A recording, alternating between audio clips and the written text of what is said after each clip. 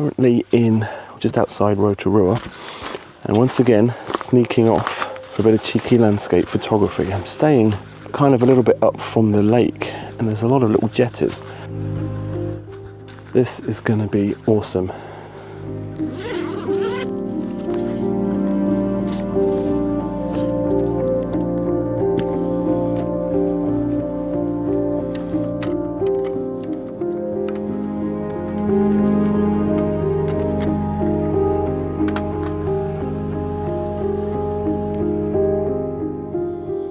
So what I'm doing here is I'm trying to use these elements at the side to create a frame within a frame.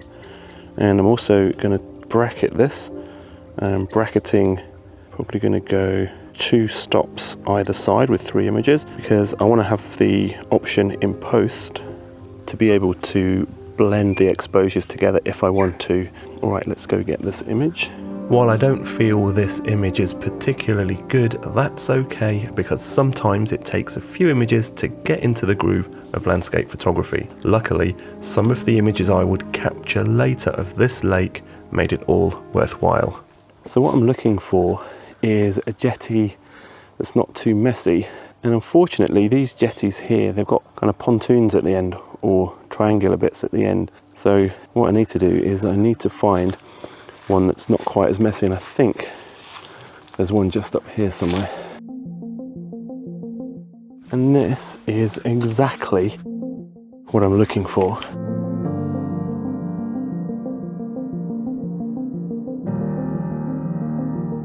So beautiful here.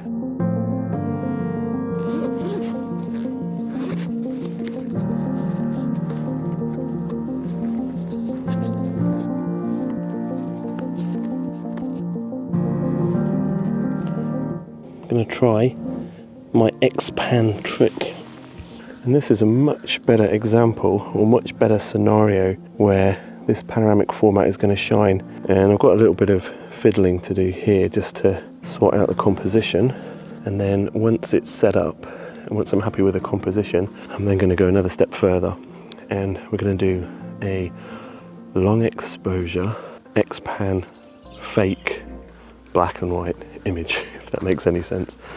Hopefully it'll all make sense when you see it on screen. So I'm focusing about 1/3 of the way in towards the end of the jetty. We're at f16, 1/25 of a second, ISO 100, and I'm going to start off with this test shot before we go and add the long exposure. Great thing about using this technique is that when you play it back, you actually get an idea of what it's going to look like. So we're going to get an initial exposure set up and then calculate what we need to do on top of that. To do that, I'm using the Lee Pro Glass app.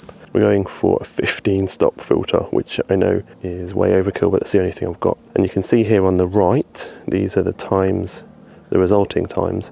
So if I want to get a 16-minute exposure, I've got to get a 1/30th of a second shutter speed. So now we're at f16 1/30th. I know I can get that 16-second exposure. So I'm using the Lee filter system here with this Pro Glass IRND 15 stop. I'm also thinking about switching to a magnetic system, something like case filters. If you're using case filters, let me know.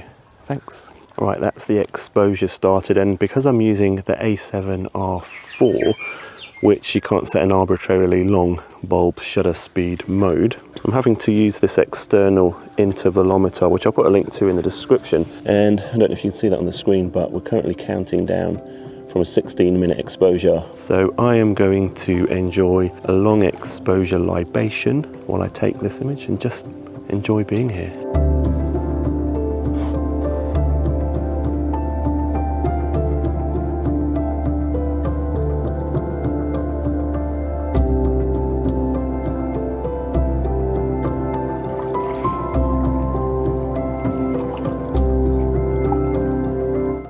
I think in some ways, long exposure photography with a digital camera gets you a similar feeling as to when you're using film, because it's not the same obviously, but you kind of don't really know what you're going to get, and it really slows down the process, and it's not until you've done several minutes or tens of minutes of exposure until you get to see the result. So I'm hoping this speedboat doesn't come right through the shot.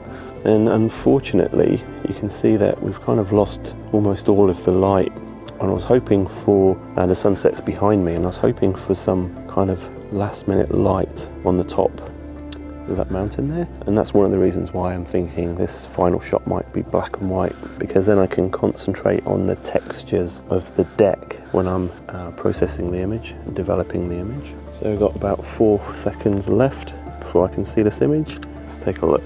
Wow, if it looks as good as it looks on the back of this screen, I'll be very, very happy.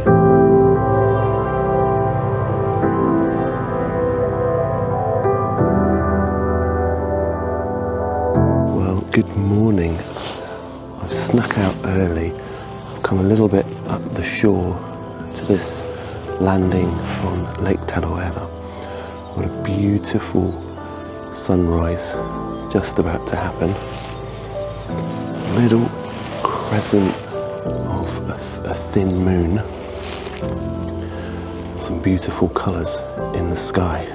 This was the first shot of the morning, full frame with no XPan panoramic hack being used. I love the serenity, and the crescent moon was an added unplanned bonus that adds a tiny bit more interest to the sky. For the next shot, I decided to try a panoramic composition. This helped reduce some of the empty sky, but I think this shot suffers from a lack of foreground interest. Let me know what you think in the comments.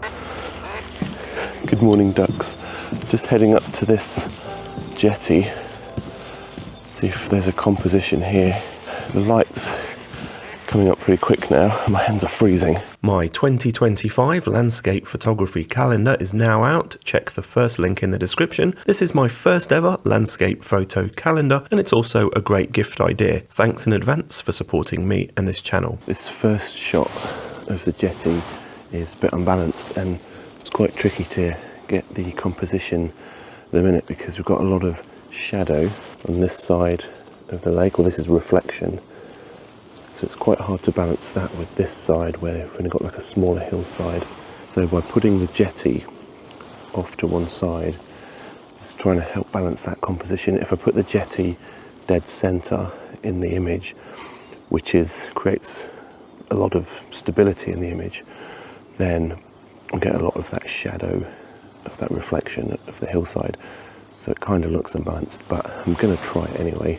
My suspicions were correct about the lack of balance, so I didn't proceed with the editing of this shot. But that's okay, because I was about to get what I think is my best shot ever of this lake. One of the things about landscape photography is you often have a preconceived idea of the image that you want to get. If you get stuck in that preconceived idea, then you can often miss out on other options. I'm just going to walk along the coastline, the sand, and see if there's a composition with the jetty in which doesn't feature it dead center. So by using this panoramic crop, I'm better able to balance this dark side of the image with this dark side of the image, and it's kind of creates a more symmetrical image.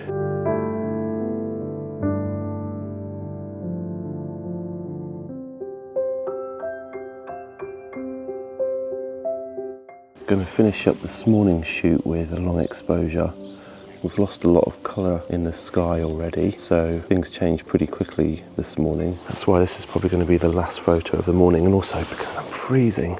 And I literally woke up out of bed and came out, and it's only a few minutes drive from where I'm staying, which is awesome, but I do need a coffee.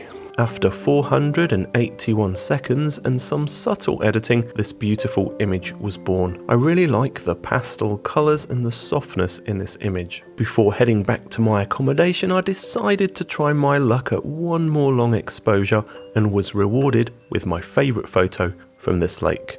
Don't forget to check out my 2025 calendar and subscribe for more landscape photography, and hopefully I'll see you again soon.